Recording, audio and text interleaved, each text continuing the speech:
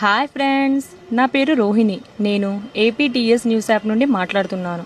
ఉద్యోగ అవకాశాలు, marketing executive, marketing మేనేజర్లు కావాలనుకుంటున్నారా? నెలకు జీతం 18,000 నుండి 30,000 వరకు. మీ ఇంటి దగ్గరనే ఉండి మీ తీరిక సమయంలో డబ్బులు సంపాదించాలనుకుంటున్నారా?